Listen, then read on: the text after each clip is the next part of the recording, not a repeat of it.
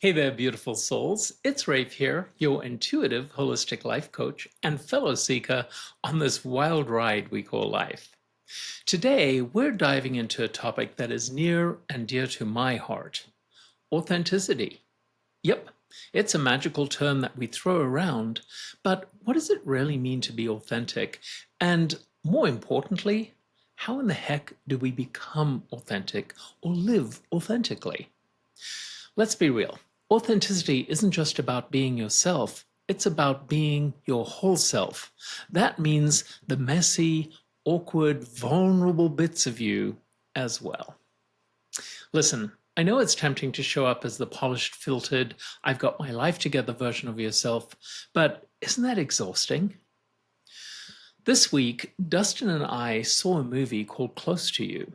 Elliot Page plays a character who is trans and returns home to visit his family for the very first time since he has fully transitioned. There is a scene in the movie where Sam is talking to his sister, and his sister is struggling with the transition from female to male. Sam is happy for the very first time in his life because he's finally living the authentic version of himself. His sister wants the old version of Sam back when he was living as a female. The sister recollects and remembers how happy everyone was, and Sam makes the comment that everyone else was happy, but he was the most unhappy, most miserable, most desperate, and most depressed that he has ever been in his life. As a gay man, I totally understand this. I was deeply unhappy when I was pretending to be someone who I thought the world wanted me to be. During my 20s and 30s, I had immigrated to the United States. I was married, I was raising a family and working in corporate America, and thinking there was no possible way that I would be accepted if people knew the truth about me. The truth is that on the outside, I looked like the American dream, but inside, I was numb. Not miserable. After all, I had an amazing job, a great family. I was traveling the world and I loved the work that I was doing. But there was part of me that felt like something was just missing. Now, keep in mind that this was the 90s, and being out was not an easy choice at that time. I know there were many people who were out, but it was not all that widely accepted. Remember Ellen, when she came out on her TV show? She lost the TV show. I managed to hide my authentic self behind a facade that I'd created, and he was as boring as I could make him. I presented to the world as overweight. I wore boring business clothes, and I never let the world catch any glimpse of anything that might give me away for who I truly was. My assumption was that if people knew the truth about me, I would lose my job because no one would want a gay executive in the company I was working for at the time. When I finally came out in 2002, I was totally surprised that no one actually cared that I was gay. They loved me for the human being that I was, and all they wanted me to be was happy. As a matter of fact, I continued working there until 2016. As a life coach, I have many clients who are unhappy because they've made life choices that they think they needed to make because it's what other people expect of them.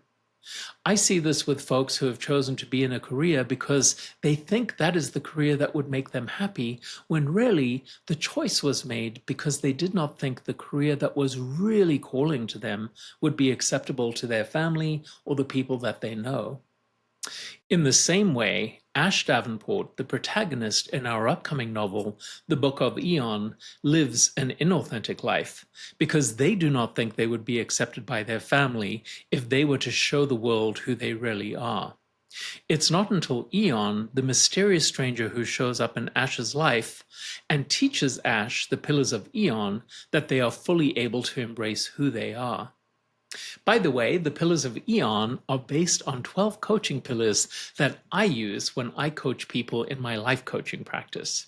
If you want to experience these for yourself, I have a cohort forming this October, specially for members of the LGBTQIA community. The coaching will take place over Zoom over 10 weeks. And I have an introductory price that is really a bargain for what you get. Check out the link for the Queer Collective group on my website if you want to know more about that. You will be together with 9 other people from our community, and together we will explore principles that will allow you to find your own version of authenticity, to set goals for yourself, and make some big life changes in your own life. I also have a cohort for women navigating midlife forming at the same time. So if you're a woman who wants to explore the 12 pillars of Aeon with like minded women, check out the link on my website to Intrepid Women's Group. That is specifically for you. So here's the truth: living authentically isn't about being perfect. It's actually about being free, free from all the stories that we tell ourselves about who we should be. You know, the one like, I have to be liked by everyone story, or I need to have it all figured out story. So here's the good news. If you're thinking to yourself that you're not being fully authentic in your own life, you're not alone. We all have these stories. And let me tell you, they're just that, stories. The real power comes when you rewrite that story. When you let go of the limiting beliefs and embrace who you really are, it's like you unlock this whole new level of freedom. The kind of freedom where you can dance like nobody's watching, even if they are, and not care. So, how do we start living more authentically? Well, first things first. Start noticing when you're playing a role or trying to fit some version of yourself that's not really you. Ask yourself, is this who I really am, or is this who I think I need to be? Have some fun with this. Start experimenting. Be a little more vulnerable. Share that quirky part of you. Embrace the weirdness. The more you step into your true self, the more magnetic you become to the right people, the right opportunities, and the right life. Okay, I know what some of you might be thinking, but Raef, what if people don't like the real me? And to that I say, good. Because when you're living your authentic truth, people who aren't meant for you will naturally fade away, and the people who are meant for you, well, they're just going to love you even more fiercely, just as you are. So here's my challenge for you today, my beautiful souls. Find one moment in your life, one moment in your day where you can show up more authentically. Maybe it's saying what's really on your mind, or maybe it's sharing a quirky hobby that you have, or simply saying no when you mean it, even though you are tempted to say yes to please the people around you. Whatever it is, embrace that moment, because living authentically isn't about getting it perfect, it's about being real. All right, that's it for today's video. If you love this and you want more tips on living a life that is true to who you really are, don't forget to hit the like button, subscribe, and tap that bell so you never miss an episode. And hey, share your authenticity wins in the comments below, would you?